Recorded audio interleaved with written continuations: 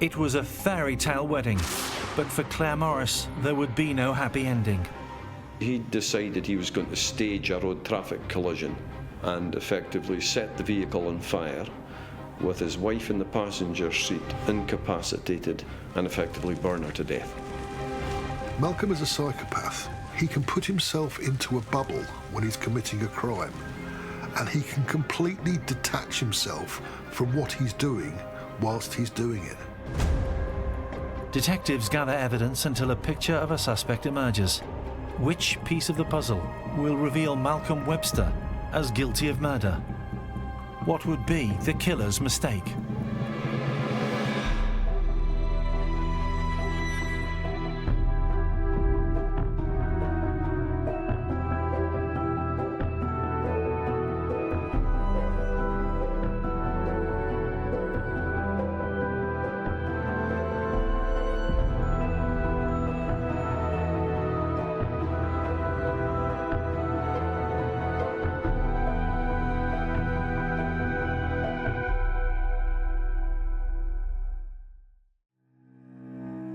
Clare Morris was a happy little girl.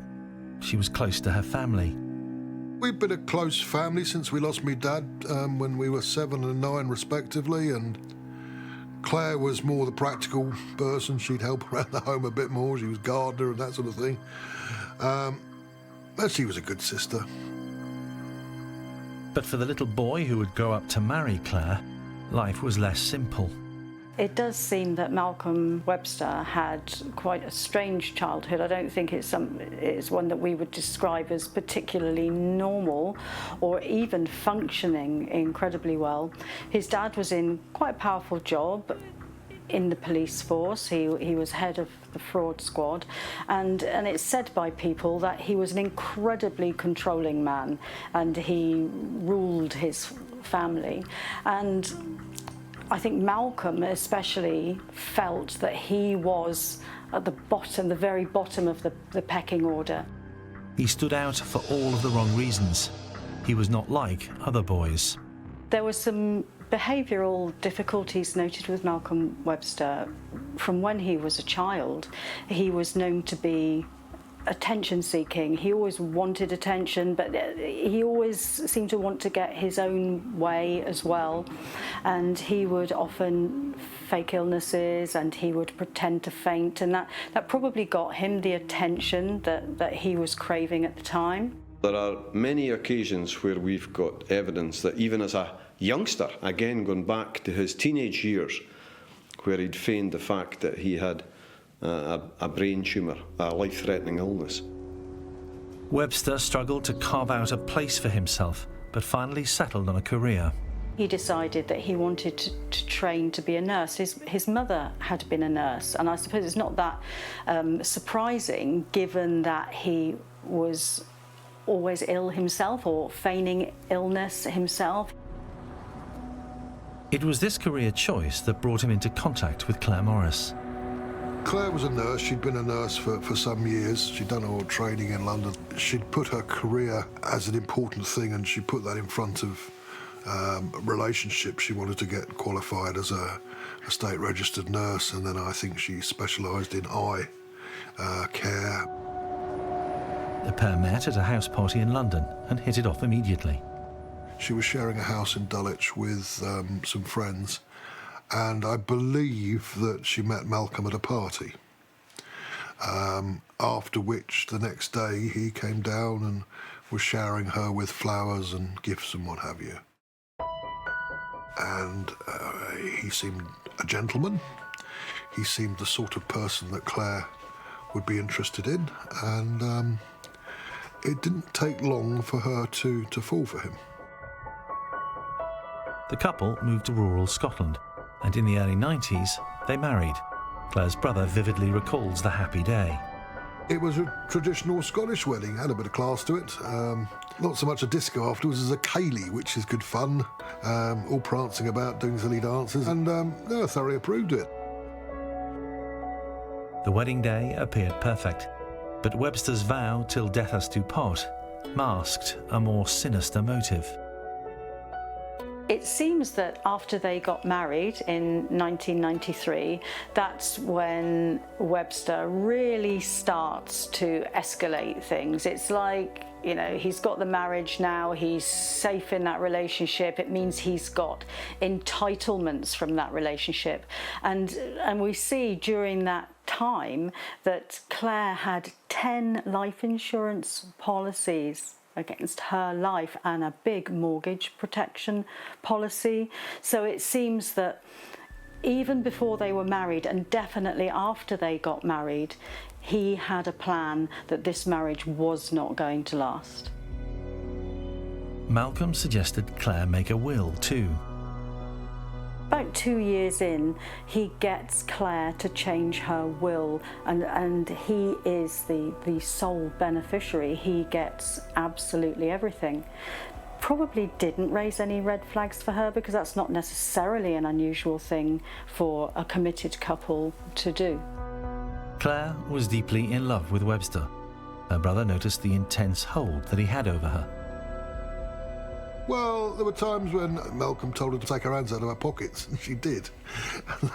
If I'd told that to Clare, she'd have told me to clear off.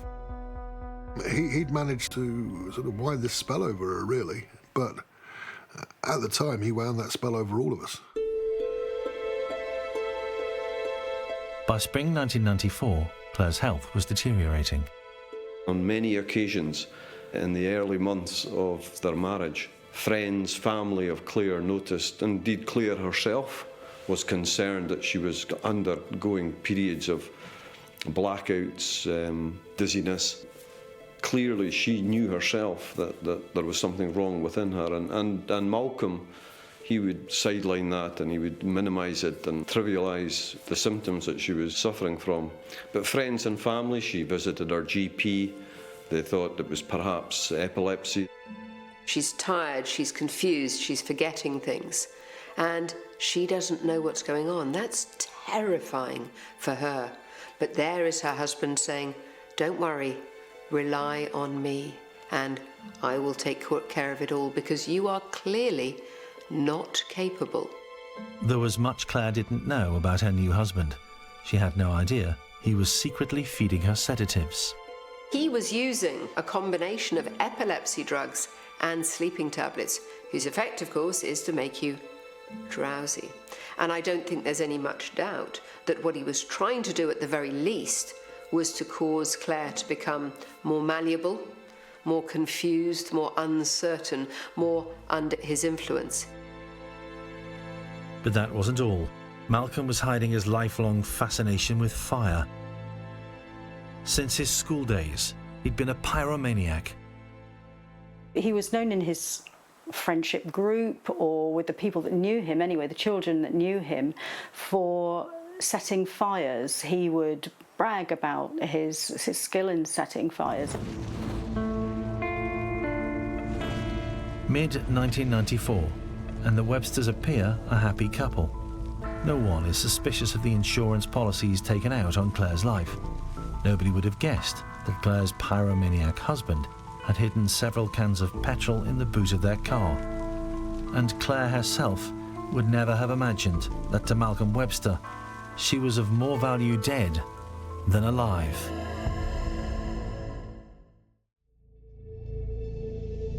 Malcolm Webster had always loved acting, and it seemed he didn't know when to stop.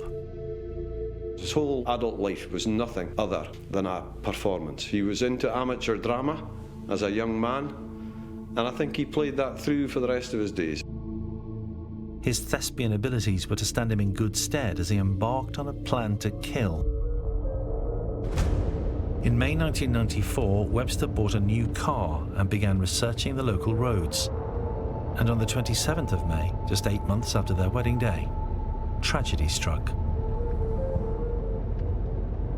The circumstances on the night were that he enticed his wife to join him on an unnecessary journey from their farmhouse to the city of Aberdeen, some 15, 16 miles away, to drop off some paperwork to do with a project. So that created the reason to have to be in the vehicle at that particular time of night. And she came with him. We don't know what was going through Webster's mind when he decided to kill Clare Morris, but we do know that he had planned it carefully. He had found a site where he could drive the car into a tree, and he deliberately increased the dose of medication that he gave her. He gave her sedatives until she was unconscious, and then he carried her to the car, put the seat down so that as he was driving, nobody would be able to see that she was in the car. One can only imagine at that point that she'd been heavily sedated, because she must have fallen asleep very quickly in the prone position in the passenger seat. So then, at the predetermined location, he drove the vehicle off the road at a very low speed, did impact with a tree with the front of the vehicle. Webster was not finished. His boyhood fascination with fire, combined with his desire for money, meant that he had one more scene to play out. And then he simply emptied petrol fuel in the vehicle, set it on fire, and then passers-by effectively intervened. But remarkably, he maintained at least one, possibly two of the first witnesses who arrived on the scene, because the question was asked, is there anybody else in the vehicle? And he was adamant no.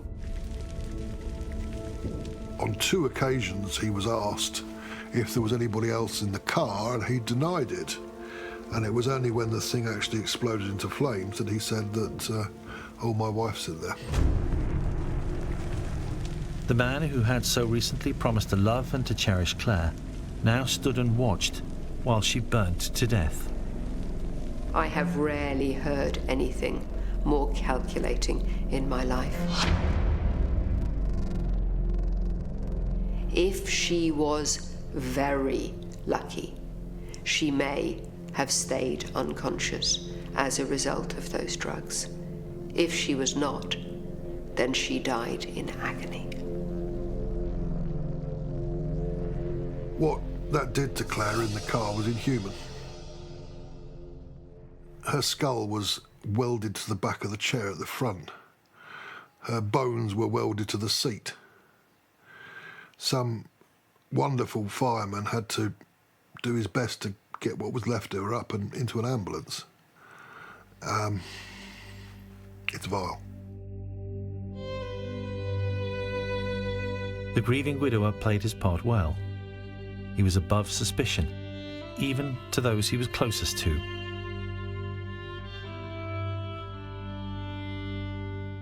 Up in Scotland, it's actually male members of the family that carry out the coffin. And me and a few of my cousins were doing that. And it was when they put Clare on my shoulder that I actually cracked. Yeah, the sky had collapsed for me. And I do remember that feeling quite sorry for myself, and then looking up at Malcolm, who was on my right, and thinking, wow, I've lost my sister, but he's lost his wife. And as they lowered Clare into the grave, I had a cord in this hand, which was with several other cords lowering the coffin down, and with this hand I was holding on to Malcolm, squeezing his hand. And I looked up at him, and he was in tears as well.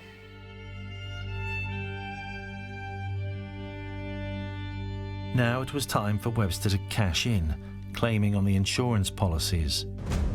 He was finally a man of means, but the money didn't last long.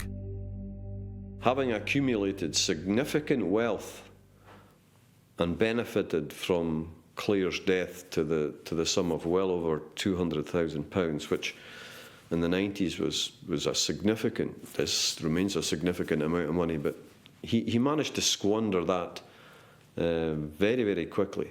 So within 6 months of Clare's death, he found himself in a situation where he was pretty much empty in the bank. But Malcolm Webster knew how to get rich quick. He had a formula. Meet, marry, murder. If he was to analyse how he'd conducted the murder of Clare, it was a perfect plan from its inception through execution. He got away with it, so why wouldn't he do the same again?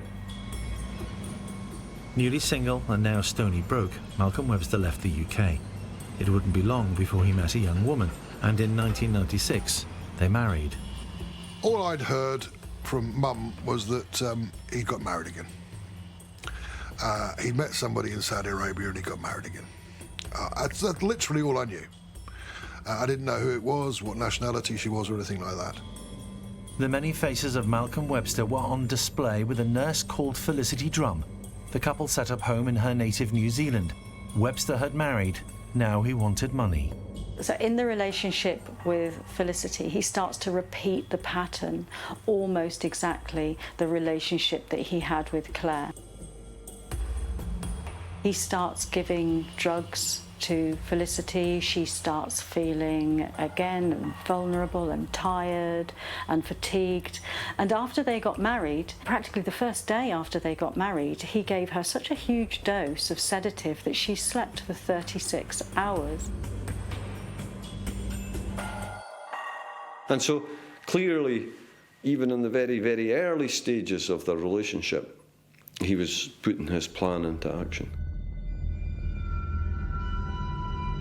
This is a man who didn't just not care for his wife or his wives. This is a man who cared for nobody and had not a shred of compassion for anybody. When the unsuspecting Felicity became pregnant, the couple moved to Scotland. The pregnancy did little to put Webster off his stride. Here was a man who was prepared to feed drugs to his wife, knowing, as a nurse, the effects they might have while she was pregnant. He was prepared to continue to feed her drugs, which might well affect the health of their baby once it was born and she was breastfeeding. And while his wife was pregnant, he almost certainly set a fire in their house, planning to kill her and their unborn child. In the winter of 1998, a fire broke out in the Websters' home. The blaze forced the family's return to New Zealand, where they stayed with Felicity's parents. Malcolm was growing ever more desperate for money. The result? Another fire. Certainly, during his marriage to Felicity, he had set fire or had laid fires on one occasion with his infant son and his wife and her parents, all asleep in the same house. Having been living with Felicity's parents, the Websters were keen to move on. They planned to buy a house, but Webster was a worried man. He knew that close scrutiny by Felicity of her bank account would reveal an ugly truth. He'd been stealing. The solution? Kill Felicity. On the morning that he attempted to murder Felicity, they were going to the bank, they were going to meet with their solicitors.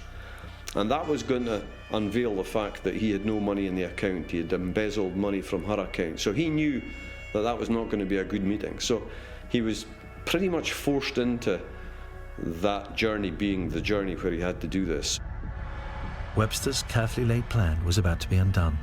He had to act. He starts to say that the steering has gone funny and he can't control it, and the car seems to veer at high speed towards a pole in the road. So it's the passenger side that's heading towards the pole, but Felicity manages to grab the steering wheel and they do come to a halt. Incredibly, Felicity survives the crash. But just a week later, a family excursion and another attempt to kill his second wife. To cut a long story short, he'd attempted to kill Felicity in the same way that he did kill Clare. And it was her mobile telephone going off with a call from her father that woke her up out of her stupor.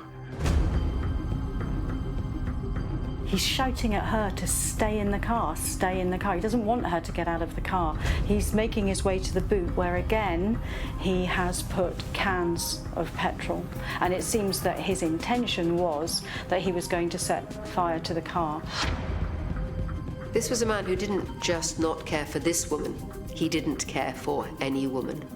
Money and insurance policy was more important to him than anything. The real Malcolm Webster had yet to be uncovered to the outside world. For many, he was simply a loving husband. What mistake would it take to uncover a killer?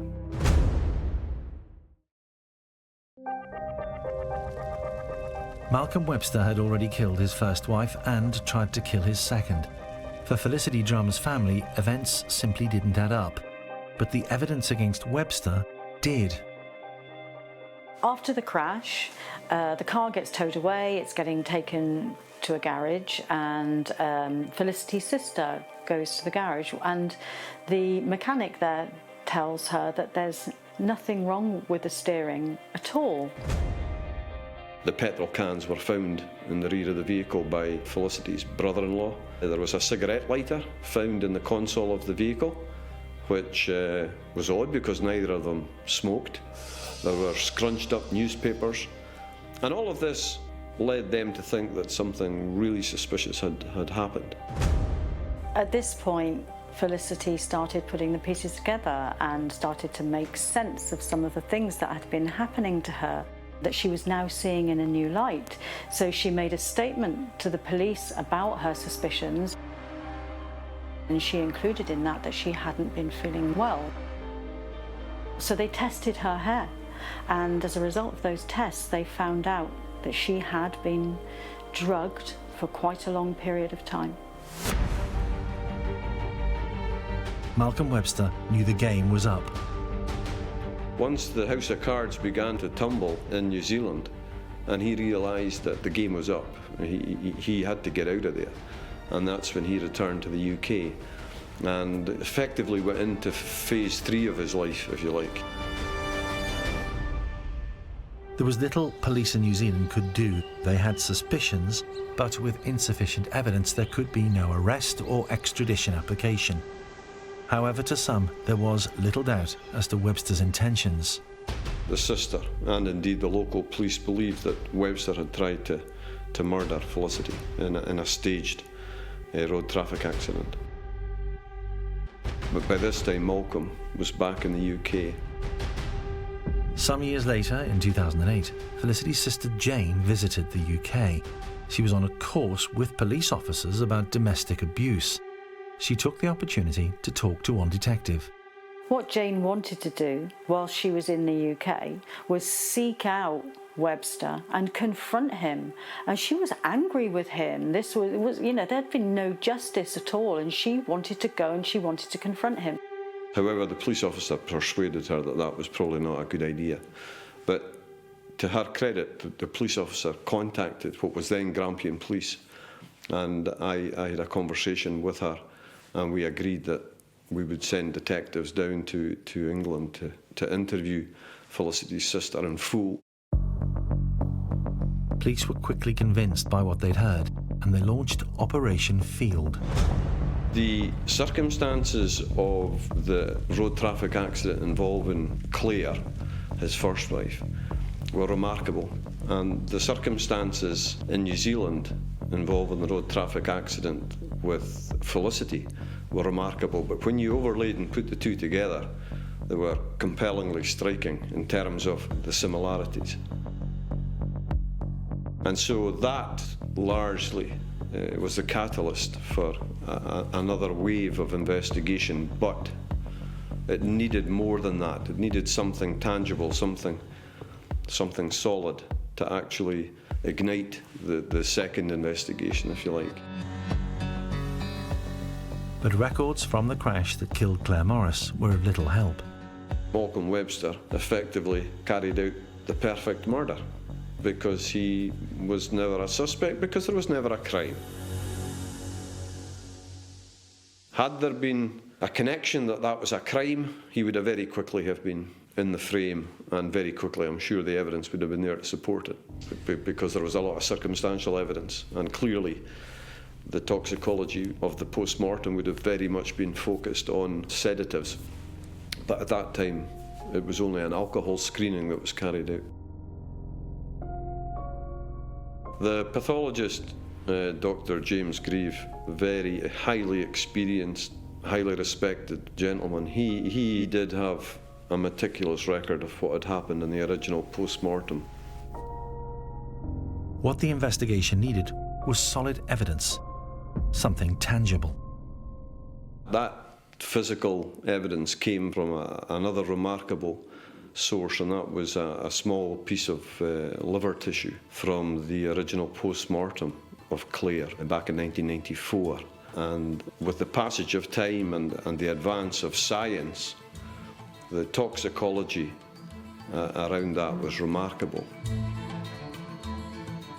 They found a way of testing it for unnatural substances, and with this new method they found temazepam in that sample, and that it was a 90-something% chance that it was temazepam, and that is not something that could be naturally in there from the body generating it. It would have to be planted there. This tiny sliver of liver led to the remarkable outcome for us as investigators that there was indeed clear evidence, scientific evidence, that there was sedative in that liver tissue, which then entirely changed the circumstances of an original road traffic collision, because all the circumstances indicated that somehow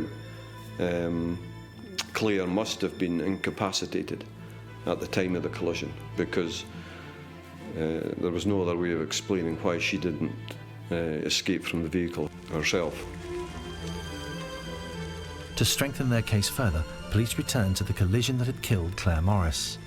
They said it was an accident. So you think, well, people have accidents, you know, and that was my visualisation of it. He said that he'd swerved to avoid a motorcycle. Unless you're detached from that person and looking at it in the cold light of day, it's very difficult to be suspicious when somebody has, prior to that, gained your trust.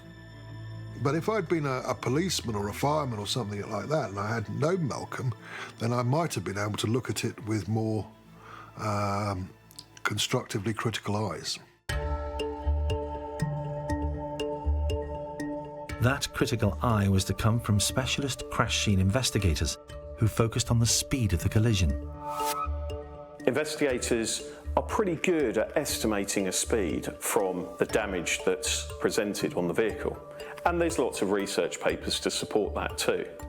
So it would be relatively obvious, standing at the scene of this collision, that you were dealing with a low speed impact as opposed to quite a high velocity energy exchange. Webster had claimed to have swerved to avoid a motorcycle, a story which now appeared flawed. If you're dealing with an evasive steer, a case where a driver's reacting to a hazard in the road, say an oncoming vehicle or an animal or something like that, you would expect a significant amount of steering to be applied very quickly indeed. It doesn't lose a lot of speed as it's travelling across the road, so it would be slightly unusual to end up with quite a low speed impact at the end of a swerve or an evasive manoeuvre. Crash investigators now turned their attention to the fire that engulfed Clare's car. In this case, there were witnesses that described the fire took hold of the vehicle 15 or 20 minutes after the original collision. Whilst fires take a while to propagate through a vehicle, this would be the case when the vehicle is colder than it was at the time of the collision. We also look at that in conjunction with the fact that it was a very low speed impact. We have a low speed impact and a late onset of a fire. That would be very unusual. Satisfied that Clare's accident was deliberate, the investigation revisited the incident in New Zealand. Webster's allegation in the second collision was that there was a defect with the steering that caused him to swerve across the road. It's highly unlikely that a defect to any part of the steering system would cause the vehicle to swerve across the road in the way that it did. As police investigated Malcolm Webster, he was in the Scottish Highlands with a woman called Simone Banerjee, who he'd met in 2004 and who knew nothing of his past or what he had planned. He had no care for anyone except himself. Every time he met somebody, he was planning to get their money and kill them. The net was closing in on killer Malcolm Webster. Police working to bring him to justice for the murder and attempted murder of his first two wives. But Webster, once again, is a man with a plan. Engaged to be married, he can't allow his past to catch up with him. I took a phone call from Webster, who had heard that there was investigations ongoing into the death of Clare. And he was highly indignant. He was pseudo-aggressive in terms of how could you possibly think that I could be involved in anything to do with Clare's death. Very dramatic phone call. Definitely a determined phone call to try and, for whatever reason, convince somebody on the other end of a phone that he wasn't involved in his murder. And it struck me as being somewhat pathetic that somebody might think that they could, in a phone call, just douse down the interest in a murder investigation.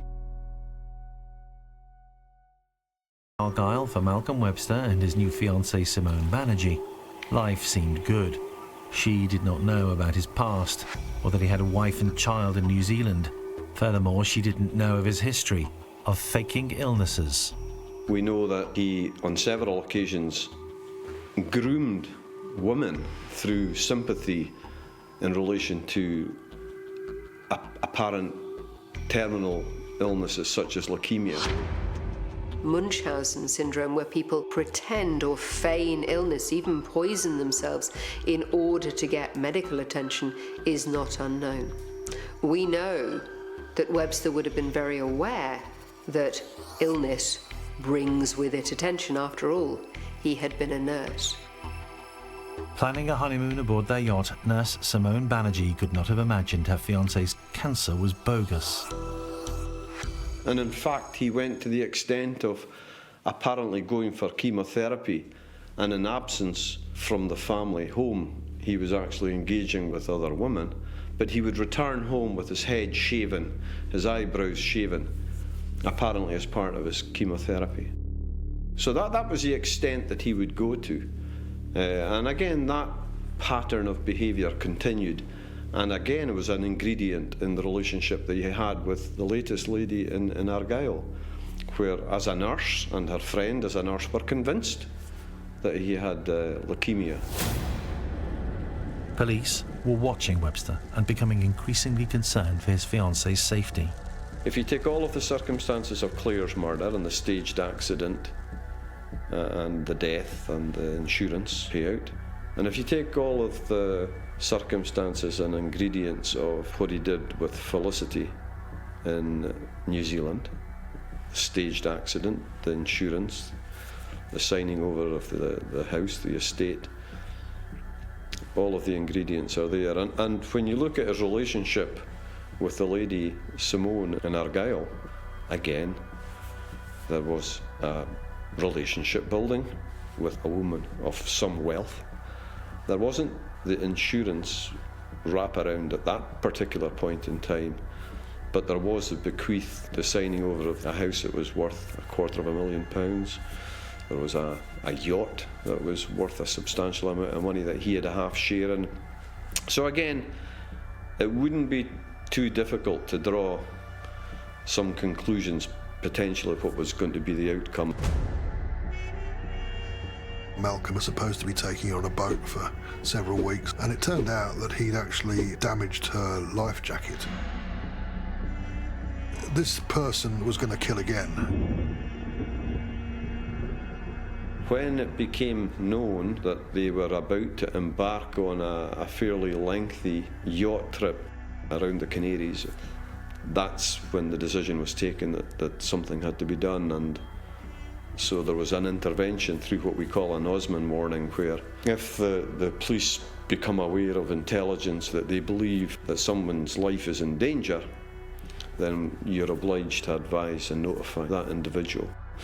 You don't have to reveal the source of that suspicion or intelligence or information, but there is a duty of care in terms of advising, and of course that's what was done. Simone was warned that there was a genuine belief that she was in a relationship with a dangerous individual who had a history that would suggest that she needed to think very carefully about continuing that relationship. Malcolm Webster fled to Surrey, where in February 2009 he was finally arrested and charged with the murder of Clare and the attempted murder of Felicity. Police had a dossier of circumstantial evidence, but could they find something tangible that would reveal the killer's mistake? At his trial, a jury heard about his pyromania. There are so many incidents of fire that Webster was involved in. 2 houses, one in New Zealand, one in Scotland, went on fire that he was responsible for. Obviously, the tragic fire involving Clare.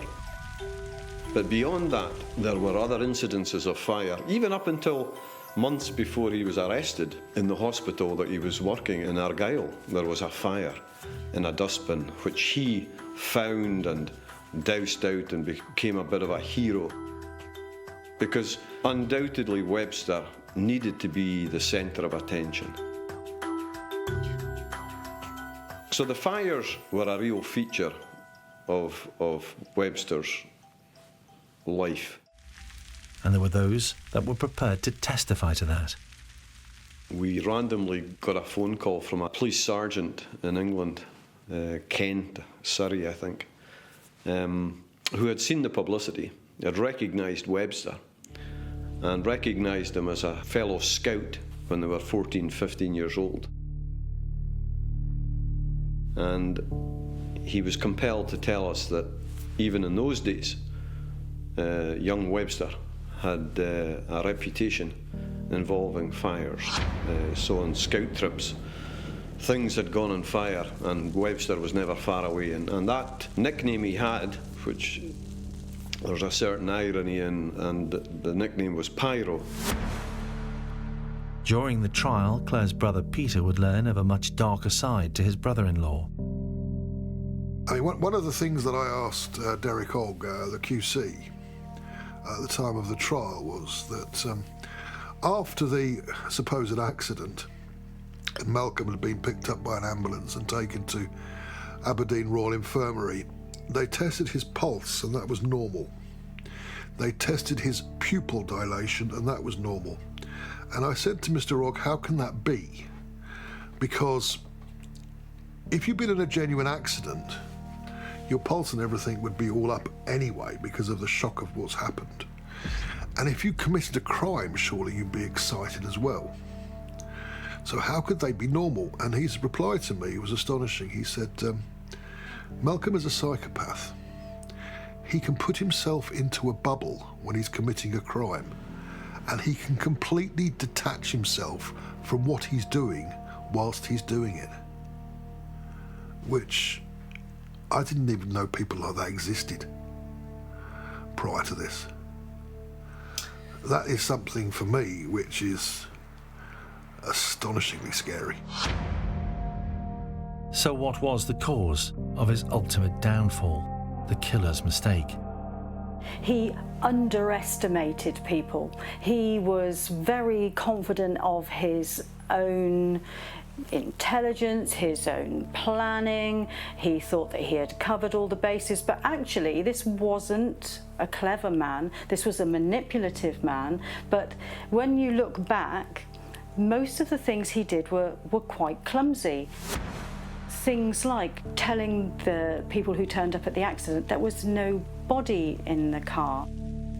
He didn't even think that there would be evidence in his wives' bodies of the drugs that he was giving them. He decided to repeat what he'd done. So one car crash is unusual when it kills somebody. To have 2, and then to have a 3rd person who's being drugged. So I think that his arrogance and his overconfidence in himself underpinned all of those clumsy mistakes he made that made it easier for the police, even looking back at these as historic crimes, to prove that he was a liar. Here we have a man who cares absolutely nothing for anybody and will allow nothing to get in the way of him achieving what he wants. He is a highly calculated man. He's an intelligent man, and He is a man who has become overconfident because he has believed that he has got away with his crime. So here is a man whose life is gradually causing him to have a higher and higher inflated view of his own ability to evade justice. An arrogant man, but crucially also a greedy one. Of course, the overriding motive in all of Webster's actions will come back to his greed, his insatiable desire for wealth. I think he lived his life in a complete fantasy, and he was successful in many ways in terms of his goal of making money out of that, until eventually his greed tripped him up. Webster's mistakes would cost him dear. On the 5th of July 2011, he was sentenced to life and will serve a minimum of 30 years. The judge likened his case to that of a puzzle. I think it was well described as being like a 1,000-piece jigsaw that was strewn across the floor, and until such time as the jigsaw was put together, not just by the police but by family, by friends, there was a whole network who helped put this jigsaw together, but only then did it become clear that Webster's whole life was predicated on lies, fantasy,